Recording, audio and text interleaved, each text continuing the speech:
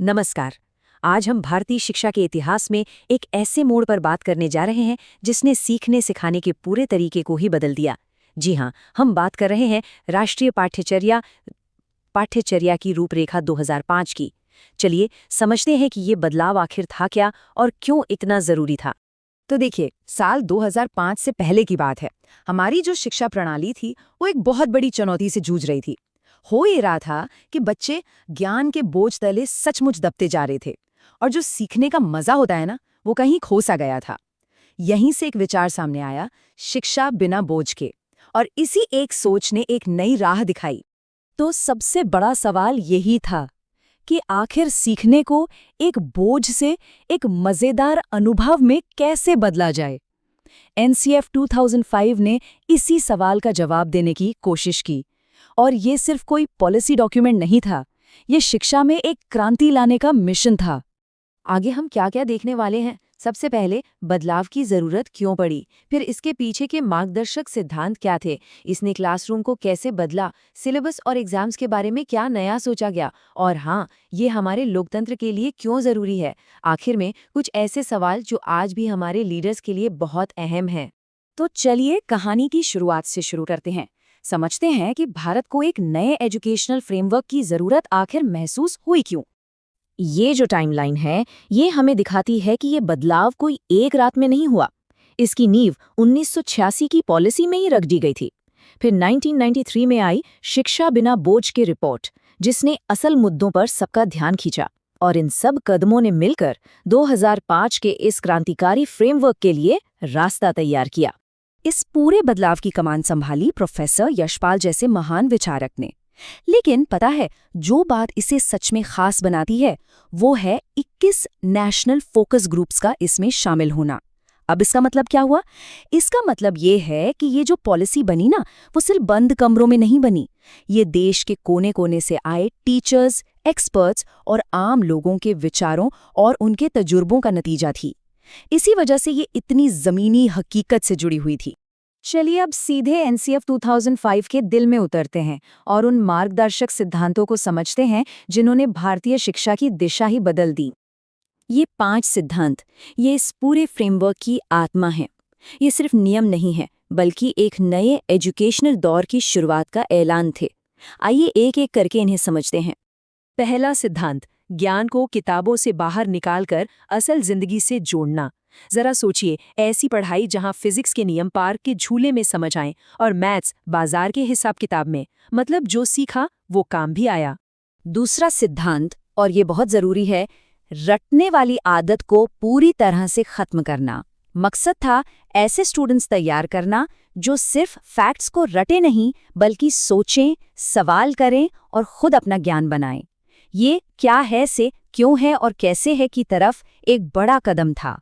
तीसरा सिद्धांत था सिलेबस को सिर्फ टेक्स्ट बुक्स तक सीमित न रखना। इसका मतलब था कि आर्ट, म्यूजिक, स्पोर्ट्स, इन सबको भी उतना ही महत्व देना जितना साइंस और मैथ्स को दिया जाता है, ताकि बच्चों का एक ओवरऑल डेवलपमेंट हो सके। चौथा सिद्धांत, एग्जाम्स के डर को खत्म करना। लक्ष्य था कि एग्जाम्स सीखने की प्रोसेस का एक हिस्सा बने, न कि तनाव की वजह। इसमें लगातार चलने वाले मूल्यांकन पर जोर दिया गया, जो रटने की बजाय समझ को परखे। और पांचवां सिद्धांत, एक ऐसी पहचान बनाना जो हमें एक बेहतर नागरिक बनाए। मतलब ऐसे युवा तैयार करना जो ना सिर्फ अपने अधिकारों को जाने, बल्कि अपनी जिम्मेदारियों, सोशल जस्टिस और बराबरी जैसे मूल्यों को भी दिल से समझें। अच्छा, ये सिद्धांत कागज पर तो बहुत अच्छे लग रहे हैं, पर असल में क्लासरूम के अंदर क्या बदला? चलिए देखते हैं। ये एक तस्वीर ही काफी है सब कुछ समझाने के लिए। देखिए, टीचर का रोल ज्ञान के भंडार से बदलकर गाइड या फैसिलिटेटर का हो गया, और स्टूडेंट अब सिर्फ एक पैसिव लिसनर नहीं रहा, बल्कि सीखने की प्रक्रिया में एक एक्टिव पार्टनर बन गया, जो खुद ज्ञान की खोज करता है। इसका मतलब ये है कि क्लासरूम में अब टीचर्स सिर्फ जवाब नहीं देते, बल्कि बच्चों को सही सवाल पूछना सिखाते हैं। स्टूडेंट्स को ग्रुप्स में काम करने, प्रोजेक्ट्स बनाने और हाँ, अपनी गलतियों से सीखने के लिए भी मोटिवेट किया जाता है। लक्ष्य एक ऐसा माहौल बनाना है जहां हर बच्चे को अपनी बात कहने का मौका मिले और उसकी जिज्ञासा को पंख लगे। अब बात करते हैं सिलेबस और एग्जाम्स में हुए उन बड़े बदलावों की, जो इस फ्रेमवर्क के सबसे अहम हिस्सों में से एक थे। ये बहुत दिलचस्प है। एनसीएफ डॉक्यूमेंट को एक बढ़ते हुए पौधे की तरह डिजाइन किया गया है। इसकी 5 शाखाएं हैं जो एजुकेशन के हर पहलू को कवर करती हैं, नजरिए से लेकर सिस्टम में सुधार तक।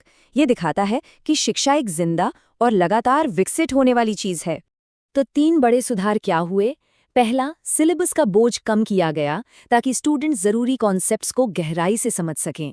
दूसरा, एनवायरमेंटल एजुकेशन को हर सब्जेक्ट का हिस्सा बनाया गया, जैसे साइंस में प्रदूषण के असर के बारे में पढ़ना और भाषा में प्रकृति पर कविता पढ़ना। और तीसरा, मार्क्स की दौड़ खत्म करके फ्लेक्सिबल ग्रेडिंग सिस्टम पर जोर दिया गया जो बच्चे की असल प्रोग्रेस को दिखाए।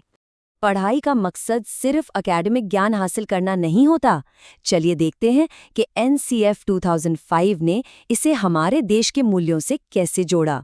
हम फिर से इस मार्गदर्शक सिद्धांत पर आते हैं। ये हमें याद दिलाता है कि शिक्षा का आखिरी लक्ष्य सिर्फ एक कामयाब इंसान बनाना नहीं, बल्कि एक जिम्मेदार नागरिक और एक बेहतर समाज बनाना है। एनसीएफ हमारे संविधान के मूल्यों की ही परछाई है। इसका मकसद ऐसे युवा तैयार करना है जो सामाजिक न्याय, बराबरी और अनेकता में एकता जैसे सिद्धांतों पर सिर्फ यकीन ही न करें, बल्कि उन्हें अपनी जिंदगी में अपनाएं भी। तो इस पूरी चर्चा के आखिर में कुछ ज़रूरी सवाल हैं जो आज भी हमारे एडमिनिस्ट्रेटर्स और पॉलिसी मेकर्स के लिए बहुत मायने रखते हैं। पहला और सबसे अहम सवाल, हम अपने टीचर्स को इस इतने बड़े बदलाव के लिए, इस फंडामेंटल शिफ्ट के लिए एम्पावर कैसे करें? क्योंकि देखिए, कोई भी पॉलिसी कागज़ पर कितनी भी अच्छी क्यों ना हो, वो तब तक कामयाब नहीं हो सकती जब तक हमारे टीचर्स उसे अपनाने के लिए पूरी तरह से तैयार और काबिल न हों। दूसरा सवाल, क्या हमारे स्कूलों में वाकई फ्लेक्सिबल असेसमेंट हो रहा है, या हमने बस मार्क्स को ग्रेड से बदल दिया है, जबकि सोचने का तरीका वही पुराना है? इस पर सोचना बहुत ज़रूरी है। और आखिरी सवाल, क्या हम सच में ज्ञान को जिंदगी से जोड़ पा रहे हैं? क्या हमारे स्कूल सिर्फ 4 दीवारी वाली इमारतें हैं, या वो हमारी कम्युनिटी का एक जिंदा और एक्टिव हिस्सा बन पाए हैं? एनसीएफ 2005 ने भारतीय शिक्षा के लिए एक बहुत मजबूत नींव रखी। अगली बार हम देखेंगे कि राष्ट्रीय शिक्षा नीति 2020 इस विरासत को कैसे आगे बढ़ाती है और इसमें क्या नया है। हमारे साथ जुड़ने के लिए आपका धन्यवाद।